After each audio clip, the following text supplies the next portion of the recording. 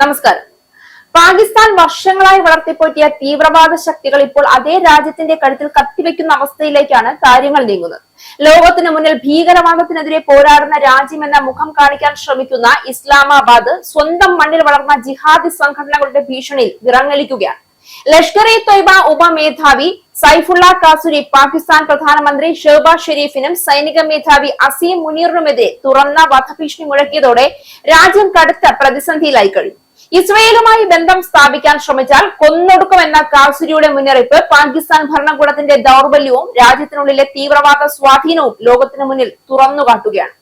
ഇസ്രയേൽ-US സംയുക്ത ഇറാൻ ആക്രമണം ലോകത്തിന്റെ സ്ഥിരതയെ തന്നെ ആഴത്തിൽ ബാധിച്ചിരിക്കുന്നു. പശ്ചിമേഷ്യൻ മേഖലയിലെ സംഘർഷങ്ങൾ ഗൾഫ് രാജ്യങ്ങളിലേക്കും അത് ലോകമെമ്പാടും വലിയ പ്രതിസന്ധിയാണ് സൃഷ്ടിച്ചത്. അയൽ രാജ്യങ്ങളിൽ ഇസ്രയേൽ ഇതുവരെ നടത്തിയ ആക്രമണങ്ങൾ ഇപ്പോൾ US-ന്റെ പിന്തുണയോടെ ഗൾഫിലേക്ക് വ്യാപിച്ചു എന്നതാണ് ഈ യുദ്ധത്തിന്റെ ഏറ്റവും പ്രത്യക്ഷമായ ഫലം. തങ്ങൾ ആക്രമിക്കപ്പെട്ടതോടെ സ്വയരക്ഷയ്ക്കും സമ്മർദ്ദത്തിനുമായി ഇറാൻ ഹോർമൂസ് കടലിടുക്ക് അടച്ചു.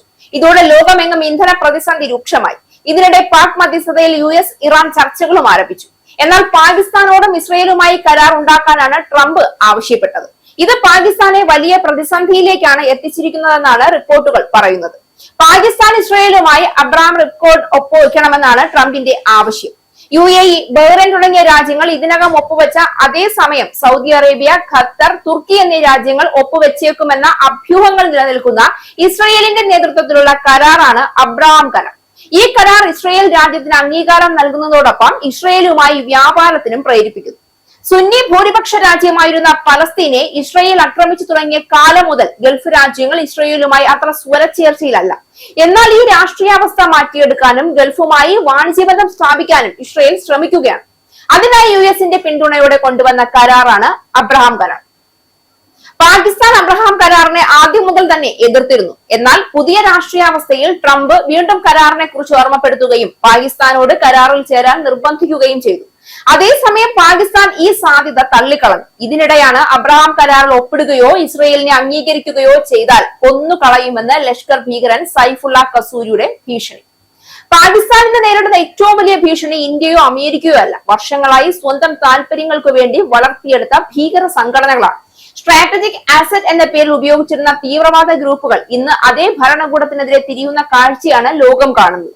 ഇതൊരൊറ്റപ്പെട്ട സംഭവം മാത്രമല്ല. വർഷങ്ങളായി പാകിസ്ഥാൻ വിവിധ തീവ്രവാദ സംഘടനകളെ ഇന്ത്യക്കും അഫ്ഗാനിസ്ഥാനുമെതിരെ ഉപയോഗിച്ചുവെന്ന ആരോപണം അന്താരാഷ്ട്ര തലത്തിൽ ഉയർന്നിരുന്നു. എന്നാൽ ഇന്ന് അതേ സംഘടനകൾ തന്നെയാണ് ഇസ്ലാമാബാദിന്റെ നിയന്ത്രണത്തിന് പുറത്തേക്ക് പോകുന്നത്. സൈഫുള്ള കാസുരി നേരത്തെ പാകിസ്ഥാൻ സൈന്യവുമായി ലഷ്കറിന്റെ ബന്ധം പരസ്യമായി സമ്മതിച്ചിരുന്നുവെന്ന റിപ്പോർട്ടുകളും പുറത്തു വന്നിട്ടുണ്ട്.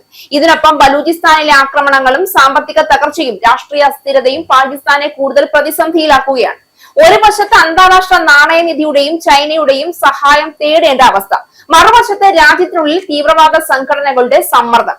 ഇതോടെ പാകിസ്ഥാൻ എല്ലാ വഴികളിലും കുടുങ്ങിയിരിക്കുകയാണ്. ലോകം ഇന്ന് കാണുന്നത് ഒരു അപകടകരമായ യാഥാർത്ഥ്യമാണ്.